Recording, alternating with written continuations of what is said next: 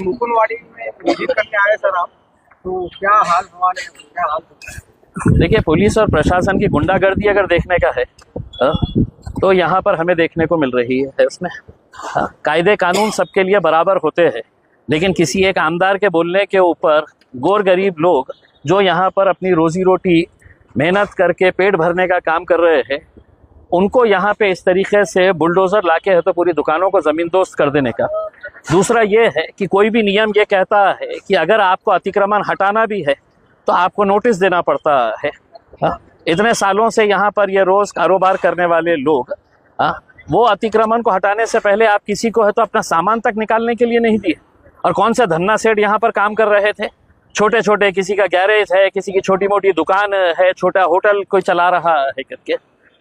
तो मेरा ये कहना है कि ये जो आज के दिन ऐसा माहौल जो तैयार किया गया है कि कोई एक नेता फ़ोन कर देता है कि साहब पूरे गिरा डालो करके, उसमें पूरे ज़मीन दोस्त कर डालो करके, तो क्या प्रशासन की अक्ल नहीं है? पुलिस अपने हिसाब से, नियम के हिसाब से काम नहीं करेगी? या इनके माए बाप जो बोलेंगे वो उस हिसाब से काम कर देंगे करके? कहीं ना कहीं मतलब ये देखिए, हमने है तो सड़क के ऊपर गुंडों को गुंडागिरी करते हुए देखा है, हम इस शहर के अंदर पुलिस और प्रशासन की गुंडागर्दी हम देख रहे हैं। और इसको कहीं ना कहीं ये ख़त्म होनी चाहिए करके। नियम के हिसाब से आप बोलिए, नोटिस दीजिएगा, उसके बाद देखिएगा हम भी नहीं आएंगे, कोई नहीं आता है उसमें।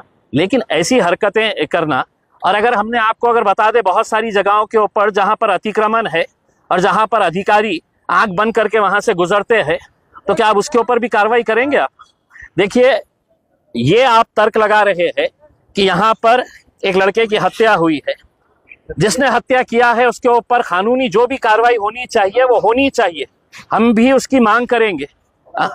लेकिन किसी एक की सजा आप पूरे गरीब लोगों को दे डालेंगे। जितने गरीब लोग हैं, सारे गरीब लोगों की रोजी रोटी आप खत्म कर डालेंगे सिर्फ इसलिए कि एक नेताजी ने तो फोन के ऊपर बोल दिया, उसके अंदर सगड़े लेवल करूं टाका करके।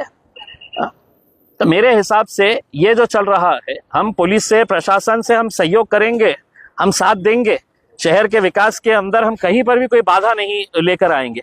लेकिन क्या ये प्रशासन को मालूम नहीं है कि सुप्रीम कोर्ट का ऑर्डर है कि बरसात के दिनों में बारिश जब शुरू हो जाती है तो किसी भी तरह का कोई अतिक्रमण नहीं हटाया जाता है? क्या प्रशासन को नहीं मालूम है? ये पुलिस को नहीं मालूम है? क्या हम इनके खिलाफ अब सुप्रीम कोर्ट में लेके जाके कंटेम्प्ट करवाए इसमें कि बारिश के अंदर किसी तरह का कोई अतिक्रमण नहीं हटता है इसमें? ये सुप्रीम कोर्ट ने आपको आदेश दिया है इसमें, तो आप उसका भी उल्लंघन कर दे रहे हैं। इसका मतलब ये है कि आपको ना सुप्रीम कोर्ट से मतलब है, ना आपको अदालतों के कोई फैसले मानना है। आपको आपके जो चंद राजनीतिक पार्टी के गुंडे हैं, वो गुंडों के हिसाब से है तो वो आपको आदेश देंगे और उस आदेश के हिसाब से आप ताता थैया करिएगा सड़क के ऊपर। सर उधर आगे अगर इस रोड को उस बाजू से नहीं, कुछ लोगों का मानना है कि हमारे पास में रजिस्ट्री के पेपर है। देखिए, मैं अभी देख रहा हूँ, देखिए इस इलाके के कॉर्पोरेटर रहे हैं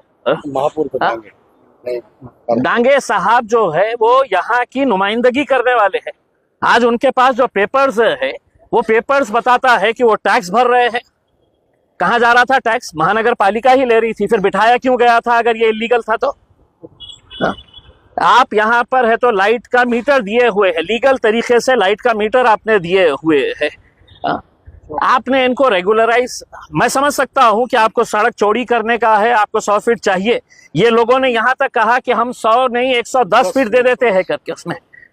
लेकिन महज आप किसी के बोलने के ऊपर अगर ये करेंगे तो मेरे हिसाब से ये शहर ने इस तरह के घटिया प्रशासन और घटिया पुलिसिंग हमने देखे नहीं थे जो आज हमें यहाँ पर इस शहर के अंदर देखने को मिलती है। कोई नेता कहता है इसके ऊपर केस करवा लो, केस करवा लो। कोई नेता कहता है कि साहब ये पूरे गिरा डालो करके।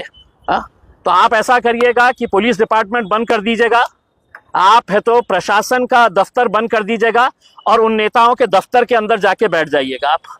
अगर उनका ही हुक्म मानना है, आप कायदे कानून के हिसाब से अगर नहीं चलना चाह रहे हैं तो हम प्रशासन से ये अनुरोध करेंगे। इसके बाद जो भी कार्रवाई कर रहे हैं, आप नियमों का पालन करिएगा, क्योंकि नियम आपको भी पालन करना है। ऐसा नहीं है कि नियम सिर्फ जनता पालन करेगी और आप है तो उसका उल्लंघन करते जाएंगे करके इसमें। देखिए, बात यहाँ पर MIM की नहीं है।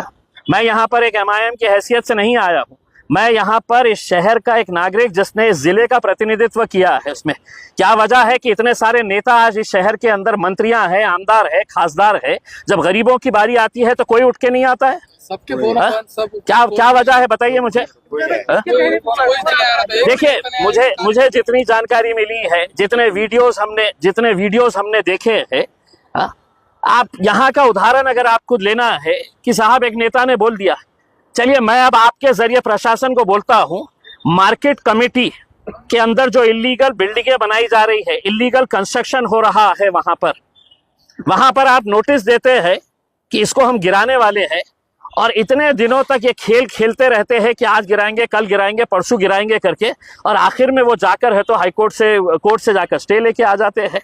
तो गरीबों को ये मौका नहीं मिलना चाहिए कि साहब अगर आप गिरा रहे हैं तो फिर कानून सबके लिए बराबर रखिएगा।